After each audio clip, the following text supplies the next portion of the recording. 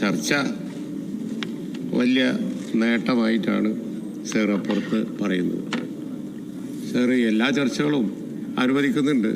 പക്ഷേ ചർച്ചകളൊക്കെ 8-10 കൊല്ലം മുമ്പ് ഞങ്ങൾ അധികാരത്തിലിരുന്നപ്പോൾ ഉള്ള സ്ഥിതിയും 10 കൊല്ലം ഏതാണ്ട് 10 കൊല്ലം ഭരിക്കാൻ അവസരം കിട്ടിയിട്ട് ഇപ്പോൾ അവർക്ക് ചെയ്യാൻ കഴിയുന്ന സ്ഥിതിയും കണക്കിലെടുത്ത് റിയലിസ്റ്റിക് ആയിട്ട് പറയുന്നതിന് പകരം നിങ്ങളെ കാലം ഞങ്ങളെ കാലം, നിങ്ങളെ കാലം ഞങ്ങളെ കാലം.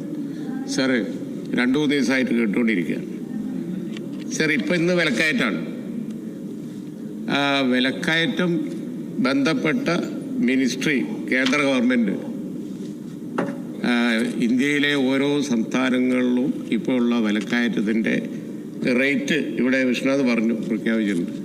ഒരു താരതമ്യമില്ലത്.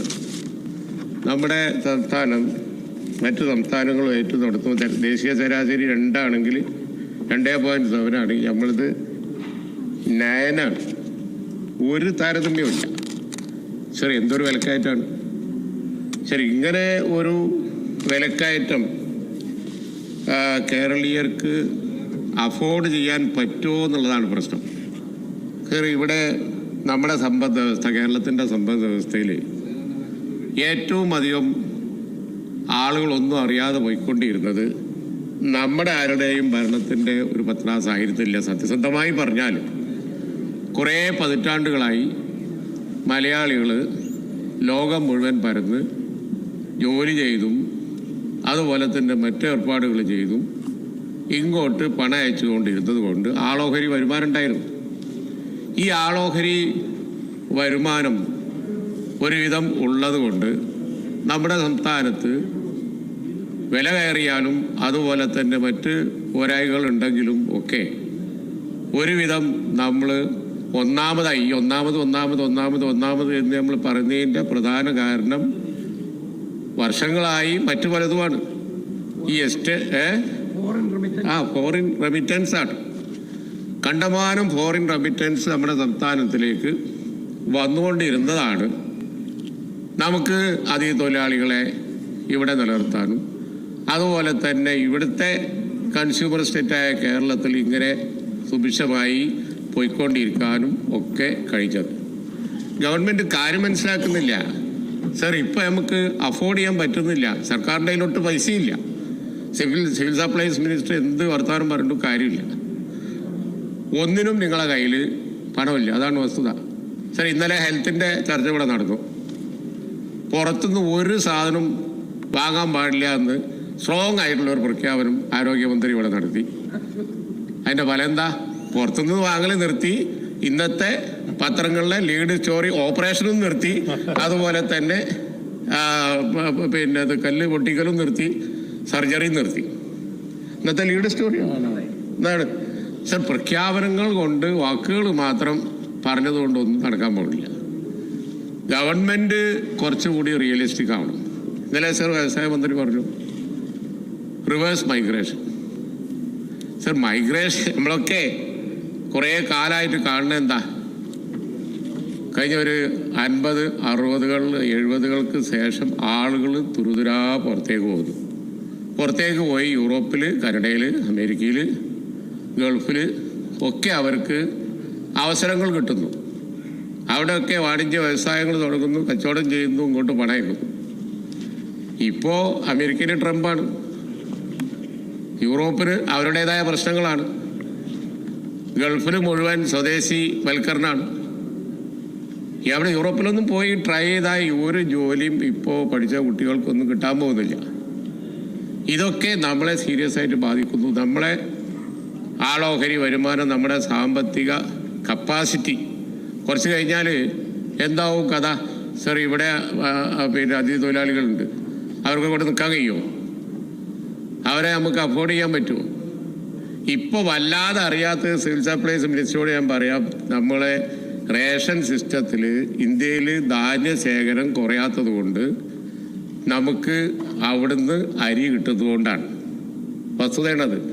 ഈ റേഷൻ അരിയും കൂടി കിട്ടൽ നിന്നു പോയാൽ വിവരം അറിയും നമ്മൾ. അതാണ് സ്ഥിതി അല്ലേ? അപ്പോൾ അതുകൊണ്ട് ഈ പ്രൈസ് അഫോർഡ് ചെയ്യാൻ, ഈ ചികിത്സാ ചെലവ്, ഈ പ്രൈസ് ഈ നിത്യോപയോഗ സാധനങ്ങളുടെ ഈ റേറ്റിലുള്ള വില വർധനവ് ഇത് അഫോർഡ് ചെയ്യാൻ ഇതിനു വേണ്ടിയുള്ള ശക്തി നമുക്കില്ലാതായിക്കൊണ്ടിരിക്കും. എന്നാൽ അതിന് അനുസരിച്ച് മാർക്കറ്റ് ഇൻ്റർവെൻഷൻ പഴയ കാലത്ത് ഫലപ്രദമായി മാർക്കറ്റ് ഇൻ്റർവെൻഷൻ നമ്മൾ നടത്തിയിരുന്നു. ഇപ്പം യഥാർത്ഥത്തിൽ മാർക്കറ്റ് ഇൻ്റർവെൻഷൻ ആ നിലയിൽ നടത്താൻ സാധിക്കുന്നുണ്ടോ? പേരിന് പണ്ടൊക്കെ ഫലപ്രദമായി ചെയ്തിരുന്നു എങ്കിൽ ഇപ്പോൾ പേരിന് ചെയ്യുന്നു, കാര്യമായിട്ടൊന്നും നടക്കുന്നില്ല. ആ മാർക്കറ്റ് ഇൻ്റർവെൻഷൻ കൊണ്ട് ഒരു കാര്യമില്ല എന്നുള്ളതിൻ്റെ തെളിവാണ് ഈ റേറ്റ്, സാധനങ്ങളുടെ വില. ഫലപ്രദമായി ആശുപത്രികളിൽ ഇപ്പോൾ ചികിത്സ, ഗവൺമെൻറ് ആശുപത്രികളിൽ ചികിത്സ എന്ന് പറഞ്ഞത് മതിയായിരുന്നു. അവിടെ എല്ലാം നടക്കും. അവിടെ പോയി ഓരോ സർജറിക്ക് ലിസ്റ്റ് ചെയ്ത് ക്യൂ നിന്ന് കാലം കുറേയൊക്കെ 10 മാസമൊക്കെ കാത്തിക്കാൻ ആളുകളെ കൊണ്ട് കഴിയുമോ? അപ്പോൾ അവരെന്ത് ചെയ്യും? ഈ ചികിത്സ ലഭ്യമായ പ്രൈവറ്റ് ആശുപത്രികളെ ആശ്രയിക്കും.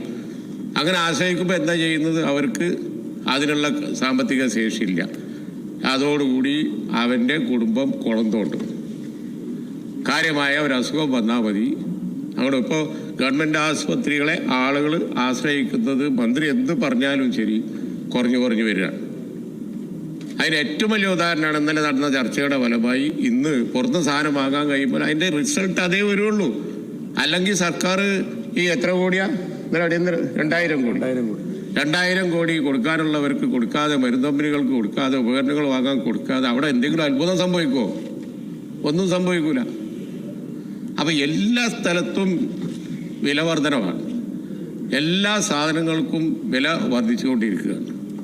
അതേ അവസരം നമുക്ക് വരുമാനങ്ങളില്ല. ഈ സിറ്റുവേഷൻ ഗവൺമെൻറ് സീരിയസ് ആയിട്ട് എടുക്കുന്നില്ല. ചർച്ച നടത്തി പറഞ്ഞങ്ങ് തീരട്ടെ, പറഞ്ഞാൽ തീരും എന്ന് പറഞ്ഞതുപോലെ ചർച്ചകൾ നടത്തി സീരിയസ് ആക്കാതെ വിടുകയാണ് ഗവൺമെൻറ്.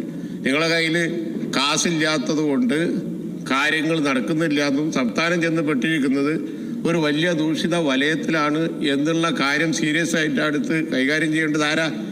ഭരിക്കുന്ന ഗവൺമെൻറ്റാണ്. അതിനുള്ള പദ്ധതികൾ കൊണ്ടുവരണം, അതിനുള്ള മാർഗങ്ങൾ കണ്ടെത്തണം, വരുമാനം വർദ്ധിപ്പിക്കാനുള്ള മാർഗങ്ങൾ കണ്ടെത്തണം. ഒന്നും ചെയ്യുന്നില്ല. സർ, ഇപ്പോൾ ഇത് രാവിലെ പറഞ്ഞു, കേന്ദ്ര പദ്ധതികളിലെ മാച്ചിങ് ഗ്രാൻഡ് നമ്മൾ കൊടുക്കാത്തത് കൊണ്ട് സകലം മുടങ്ങുകയാണ്. ജൽജീവൻ അതിൻ്റെ ഏറ്റവും വലിയ രാവിലെ ക്വസ്റ്റ്യൻ ഉണ്ടായിരുന്നു. അതിൻ്റെ ഏറ്റവും വലിയ ഉദാഹരണമാണത്. നമുക്ക് കുടിവെള്ളം കൊടുക്കാൻ കഴിയില്ല. ഗവൺമെൻറ് ആണ് എന്നുണ്ടെങ്കിൽ ഒന്നും മുതലാകാത്തതുകൊണ്ട് ഇലക്ട്രിസിറ്റി ചാർജ് വർദ്ധിപ്പിക്കുന്നു, വാട്ടർ ചാർജ് വർദ്ധിപ്പിക്കുന്നു, എല്ലാ ചാർജുകളും വർദ്ധിപ്പിക്കുന്നു. എല്ലാം ചാർജുകളൊക്കെ വർദ്ധിപ്പിച്ച് പോകുന്നു. വിലകളൊക്കെ കൂടി വരുന്നു. ശമ്പളക്കാരെ കാര്യം പറയണോ? അവർക്ക് നിശ്ചിത പണം മാത്രമേ ഉണ്ടാവുള്ളൂ. അവരെന്ത് ചെയ്യും? അതുപോലെ തന്നെ ആളുകളെ കയ്യിൽ പണമില്ലാത്തവൻ ചികിത്സക്ക് എന്ത് ചെയ്യും? പണമില്ലാത്തവൻ ഈ സാധനങ്ങളുടെ വില എങ്ങനെ കൂടിയാൽ അവരെങ്ങനെ ജീവിക്കും? സർക്കാർ കുറച്ചുകൂടി സീരിയസ് ആയി തങ്ങളുടെ കയ്യിൽ പണം ഇല്ല എന്നും മാർക്കറ്റ് ഇൻ്റർവെൻഷനും അതുപോലെ തന്നെ ആശുപത്രിക്കുള്ള സപ്പോർട്ടും അതുപോലെ ബാക്കി കാര്യങ്ങളിലും ഒക്കെ ഒരു പ്രോബ്ലം ഉണ്ട് എന്ന് അഡ്മിറ്റ് ചെയ്ത് റിയലിസ്റ്റിക് ആയി അതിനെ അപ്രോച്ച് ചെയ്ത് അതിന് പരിഹാര മാർഗങ്ങൾ പ്രതിപക്ഷമാണെങ്കിൽ പ്രതിപക്ഷത്തോട്, പബ്ലിക്കാണെങ്കിൽ പബ്ലിക്കിനോട് ചർച്ച ചെയ്ത് പോവുമായിരുന്നു വേണ്ടിയിരുന്നത്. ഇനിയിപ്പോൾ പറഞ്ഞിട്ട് കാര്യമില്ല. ഫ്ലാഗ് എൻ്റെ കൊണ്ട് ഇനി കോൺക്ലേവ് നടത്തിയിട്ടൊന്നും യാതൊരു കാര്യവുമില്ല. അതുകൊണ്ട് റിസൾട്ട് ഇനി ഉണ്ടാകാൻ പോകില്ല. അതുകൊണ്ടുള്ള കാര്യം ഉള്ള പോലെ സമ്മതിച്ച് നമ്മുടെ സംസ്ഥാനം എന്ന് പറയുന്നത് ഒരു ദൂഷിത വലയത്തിൽ ചെന്ന് പെട്ടിരിക്കുകയാണെന്നും നമ്മുടെ സാമ്പത്തിക സ്ഥിതി വല്ലാത്തൊരു സ്ഥിതിയിലാക്ക് ആണ് പോകുന്നത് എന്നുള്ളതും സർക്കാർ മനസ്സിലാക്കണം. എന്നിട്ട് അതിനനുസരിച്ചുള്ളൊരു അപ്രോച്ച് വൈകിയ വേളയിലെങ്കിലും എടുക്കണം എന്നാണ് സർ ഈ അടിയന്തര പ്രമേയ ചർച്ചയിൽ പങ്കെടുത്തുകൊണ്ടിരിക്കുകയാണ്. ശ്രീ ജോബ് മൈക്കിൾ 3 മിനിറ്റ്. സാർ,